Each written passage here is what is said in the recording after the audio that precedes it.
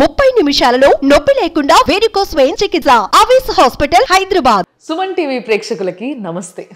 ఈరోజు నేను వచ్చేసిన విజయవాడ. విజయవాడలో ఇక మీకు అందరికీ తెలుసు, విజయవాడ అనగానే అన్న తమ్ముళ్ళ పోరు నడుస్తున్నది. ఇక ఆడికే వచ్చి ఉంటుంది, కానీ అన్న దగ్గరికి వచ్చిందా తమ్ముడు దగ్గరికి వచ్చిందా మరి మాట్లాడేటందుకు అనే ఒక డౌట్ ఉంటుండొచ్చు. సో డెఫినెట్లీ చాలా ఇన్నసెంట్గా కనిపించే పెద్ద బిజినెస్ మ్యాను, చాలా పెద్ద ఫ్యామిలీ నుంచి ఉన్న తమ్ముడి దగ్గరికి వచ్చిన కేసు నేను చిన్ని గారు నా ముందున్నారు. ఆయనతోనే మాట్లాడదాము. చాలా ముచ్చట్లు ఉన్నాయి డిస్కస్ చేసేటివి, మీ అందరు కూడా పనికొస్తాయి. సార్ నమస్తే. నమస్తే అమ్మా. బాగున్నారా సార్? బాగున్నామ్మా. ఎట్లా ఉన్నారు మీరు? నేను బాగున్నా sir, thank you so much.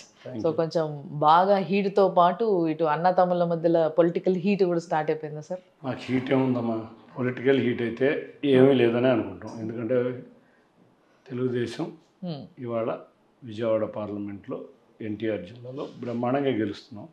మా వర్క్ అనేది దాదాపు చివరి స్టేజ్కి వచ్చేసి నామినేషన్ అయ్యే సమయానికే ఆల్మోస్ట్ నేను అన్ని గ్రామాలు అంటే 258 గ్రామాలు తిరిగేశాను. ఆల్మోస్ట్ విజయవాడ సిటీ అంతా తిరిగేశాను. పెద్ద కష్టపడాల్సినంత హీట్ అయితే మా దగ్గర లేదనుకో. ఏం అవసరం కూడా లేదనిపిస్తుంది అట్లా? అంత అవసరం కూడా లేదు. ఓకే, కానీ ఇప్పుడు ప్రస్తుతం చూస్తుంటే ఈ రెగ్యులర్గా వార్తలు చూస్తుంటే రీసెంట్గా జరిగిన ఒక ఇన్సిడెంట్ పైన, అంటే మనకు మామూలుగా ఓట్ల రాజకీయము లేకపోతే నోట్ల రాజకీయం అనేది కామన్గా అందరికీ తెలిసిందే, కానీ రాళ్ళ రాజకీయం నడుస్తుంది ఆంధ్రాలో అని చెప్పి ఒక టాక్ నడుస్తుంది. ఏమంటారు మీరు? ఒక విషయం అమ్మా, రాళ్ళ రాజకీయం ఇప్పుడు కాదు, గత 3 సంవత్సరాల నుంచి నడుస్తుంది. కాకపోతే ఇవాళ మీ నోటీస్లోకి వచ్చిందేమో. గత 3 సంవత్సరాల నుంచి మా నాయకులు వారికి ఎప్పుడూ కూడా మా నాయకుల వారి మీద రాళ్ళు వేస్తూనే ఉన్నారు. మీరు చూస్తే వైసీపీ నాయకులు, ఎమ్మెల్యేలు రోడ్డు మీద ఉండి రాళ్ళు వేయించిన సంఘటనలు ఎన్నో ఉన్నాయి ఈ ఆంధ్రప్రదేశ్లో. ఇవాళ ఒక గులకరాయి, ఇది రాళ్ళ రాజకీయం కాదు, గులకరాయి రాజకీయం అంటాం. ఈ గులకరాయి రాజకీయం జరిగింది. ఈ గులకరాయి రాజకీయం కూడా మేము రాజకీయం చేయలేదు. వాళ్ళు కొంతమంది కూలీలని, కొంతమంది అమాయకుల్ని రోజువారీ 350 రూపాయలు ఇస్తానని చెప్పి తీసుకొచ్చి వాళ్ళకి పేమెంట్ ఇవ్వలేదనే దాంతో ఆ గులకరాయి పడిందని నిన్న అందరూ కూడా ధర్నా చేశారు అక్కడ. ఆ ధర్నాని పోలీసులు కూడా చూసాం. అంతా వాళ్ళ మీడియా అంతా అదే కనపడుతుంది. 350 రూపాయలు ఇవ్వలేదని ఒక గులకరాయి పడింది. దాన్ని రాజకీయం చేసి తెలుగుదేశం నాయకుల మీద రుద్దాలని వాళ్ళు చూస్తున్నారు. అంటే కొంతమంది పోలీసు అధికారులు అత్యుత్సాహం చూపిస్తున్నారు.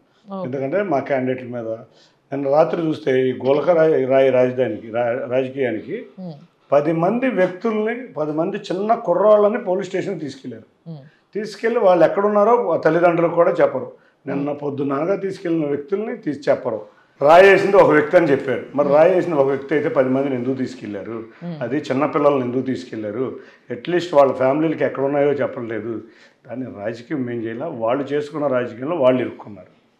కానీ మామూలుగా అయితే వైసీపీ వాళ్ళు అనే మాట ప్రకారం ఆలోచిస్తే అయితే ప్రతిసారి ఎలక్షన్స్ రాగానే జస్ట్ ముందు లాస్ట్ టైం కూడా ఈ కోడి కత్తి దాడి అని చెప్పేసి అప్పుడు ఒక న్యూస్ వచ్చింది. అప్పుడు ఆ రాజకీయము, ఇప్పుడు ఈ రాజకీయము. ఇట్లా ఎందుకు టీడీపీ ఏమైనా వైలెంట్గా మారుతుందా అనే ఒక డౌట్ వస్తుంది జనాల్లో. టీడీపీ జనాలందరికీ అర్థమైపోయింది ఈ చీప్ పాలిటిక్స్ అనేది, వైసీపీ చేసే చీప్ పాలిటిక్స్ అనేది అర్థమైంది. పోయిన ఎలక్షన్స్లో కోడి కత్తి కేసు, ఆ కోడి కత్తి కేసు మీరు చూసుంటే ఇంట్లో అందరూ మహిళలు వాడే కత్తి. ప్రతిసారి కూరగాయలు కట్ చేసుకుంటే ఏదో గాయమయ్యే కత్తి. దాన్ని పట్టుకుని ఒక వ్యక్తితో తనతో తాను దాడి చేయించుకుని ఒక రాజకీయం చేశారు. ఆ వ్యక్తికి బెయిల్ రాకుండా 5 సంవత్సరాలు కోర్టుకి అటెండ్ అవ్వకుండా నిలబడిన వ్యక్తి జగన్మోహన్ రెడ్డి. వాళ్ళ ప్రజలందరికీ, ఆంధ్రప్రదేశ్ ప్రజలందరికీ అర్థమైపోయింది. ఒక దళిత యువకుడిని 5 సంవత్సరాలు నీ మీద దాడి జరిగినందుకు బెయిల్ కూడా రాకుండా నిజాలు బయటకు వస్తాయని అతని జైల్లో ఉంచిన చరిత్ర వైసీపీది. అంతేకాకుండా మళ్ళీ ఎలక్షన్లు వచ్చినాయి, మళ్ళీ సింపతి. వీళ్ళు చేసిన అభివృద్ధి ఏది చెప్పుకోలేరు, ఏమి చెప్పుకోలేరు. ఇప్పుడు మేము రాయి వేస్తే మాకు సింపతి వస్తుందా, వైసీపీకి సింపతి వస్తుందా? మేమెందుకు రాళ్ళు వేస్తాం? కాబట్టి మళ్ళీ సింపతి కోసం గులకరాయి, అది కూడా పెద్దరాయి కాదు, గులకరాయి రాజకీయం చేశారు. ఈ గులకరాయి రాజకీయం వల్ల వాళ్ళు ఏదో లబ్ధి పొందాలని చూస్తున్నారు. ప్రజలందరూ గత 3 రోజుల నుంచి చీకొడుతున్నారు. ఎందుకంటే ఈ రాజకీయాలు ఏంటి, కోడికత్తి ఏంటి, ఈ గులకరాయి ఏంటి, లేకపోతే బాబాయ్ హత్య ఏంటి, ఇవన్నీ కూడా వాళ్ళకందరికీ అర్థమైపోయినాయి. తప్పకుండా ఇవాళ ప్రజా కోర్టులో ఇవాళ దారుణమైన పరాజయం వైకాపా పార్టీ జరగబోతుంది, వైకాపా పార్టీకి జరగబోతుంది. సుమన్ టీవీలో మీ పర్సనల్ అండ్ బిజినెస్ ప్రమోషన్స్ కోసం కింది నెంబర్కి కాంటాక్ట్ చేయండి.